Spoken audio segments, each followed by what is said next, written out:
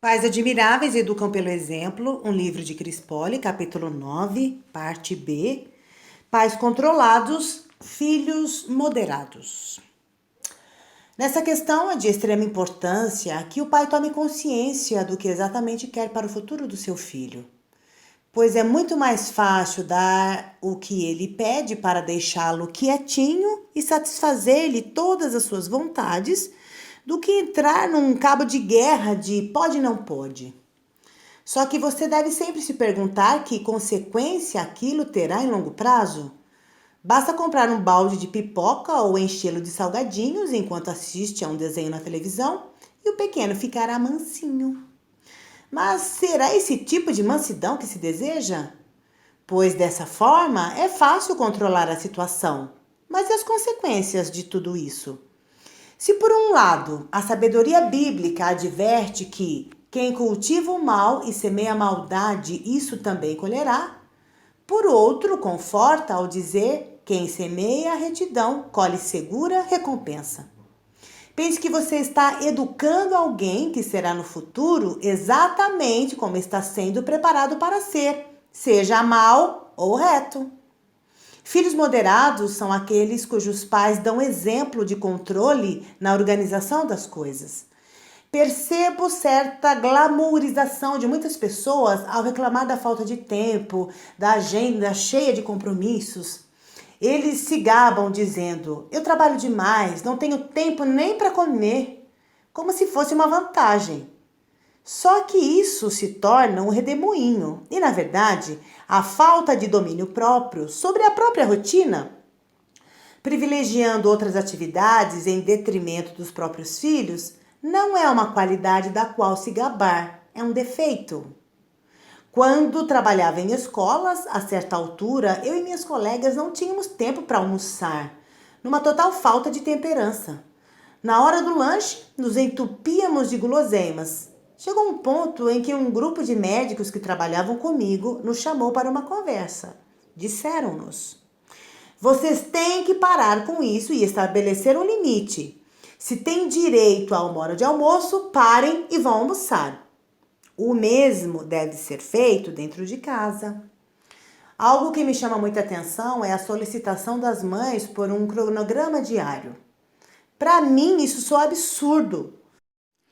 Pois como querem que eu organizem a rotina de seus próprios filhos, se elas é que sabem o que querem deles?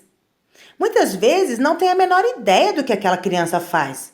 Não sei que atividades desempenha durante o dia, com quem e quem costuma brincar, se a casa tem ou não um quintal, se mora em condomínio, se faz aula de inglês, judô, enfim. Como vou estabelecer a rotina para alguém que eu não conheço? Um pedido como esse mostra uns pais descontrolados. É nessa hora que percebo que eles não têm ideia do que fazer. Respondi a um e-mail dias atrás em que uma mãe dizia o seguinte: tenho um filho de 1 ano e quero que você me diga o que fazer com ele. Trabalho e quando estou com ele não sei o que fazer além de brincar. Respondi apenas que, na verdade, ela teria de continuar brincando, porque brincar é a maneira de a criança aprender as coisas, socializar com os pais. E minha dica era que mudasse as brincadeiras com bastante frequência. Poderia ler história, assistir filme, cantar, conversar, etc. Fico preocupada quando os pais não sabem o que fazer com os seus filhos.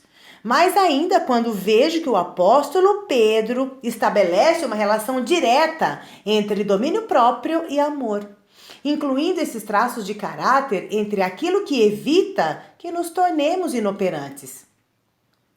Empenhem-se para acrescentar à sua fé a virtude. À virtude, o conhecimento. Ao conhecimento, o domínio próprio. Ao domínio próprio, a perseverança. À perseverança, a piedade. À piedade, a fraternidade. E à fraternidade, o amor. Porque se essas qualidades existirem e estiverem crescendo em sua vida, elas impedirão que vocês, no pleno conhecimento do nosso Senhor Jesus Cristo, sejam inoperantes e improdutivos. 2 Pedro 5-8. Lembre-se de que na escola o controle é constante. Existe uma programação que a criança segue diariamente. Há um horário para cada coisa, não dá para fazer o que se quer a qualquer momento. Isso também é uma forma de treinar os pequenos a viver dentro de uma previsão. E o mesmo deveria acontecer dentro de casa. Pais têm de ter domínio próprio para se informar, organizar, estruturar e praticar com os filhos aquilo que é certo. E, em última análise, é o melhor para as crianças. E isso tem um nome: rotina. O primeiro fato que temos de entender quando formos falar sobre o assunto é que rotina tem a ver com a organização e não com a chatice.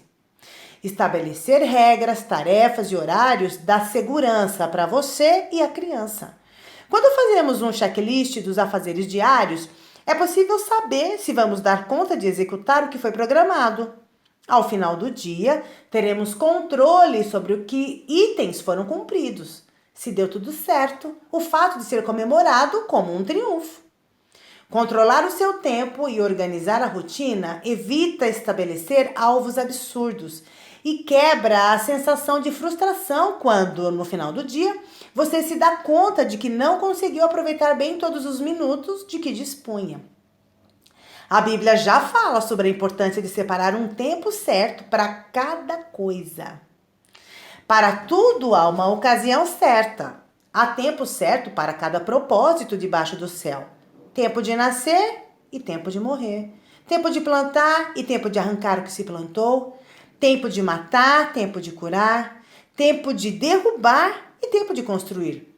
Tempo de chorar e tempo de rir.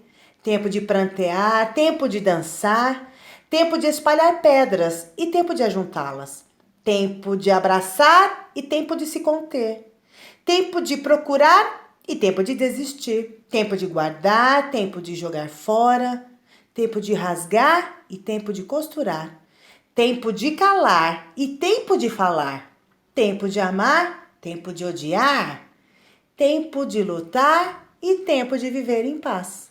Eclesiastes 3, de 1 a 8.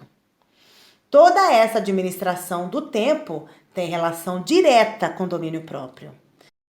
Faça para seu filho um cronograma diário, estabelecendo um momento para cada coisa e detalhe para a criança toda a checklist. Demonstre em qual horário ela vai brincar, em qual vai assistir a TV, quando vai parar para se sentar à mesa e fazer a refeição, a hora em que vai tomar banho. Isso dá segurança e cria o princípio que existe tempo para tudo, além de exercitar o autocontrole. Pois a criança saberá, por exemplo, que por mais divertido que esteja o videogame, chegou a hora combinada de jantar em família. E abandonar um jogo que está sendo o máximo exige muito domínio próprio. A rotina deve ser flexível. Se 4:30 da tarde era o horário agendado para brincar fora, mas está chovendo, não tem jeito. É preciso trocar, alterar a hora e assistir à televisão primeiro e depois, se a chuva passar, as crianças podem sair para o quintal.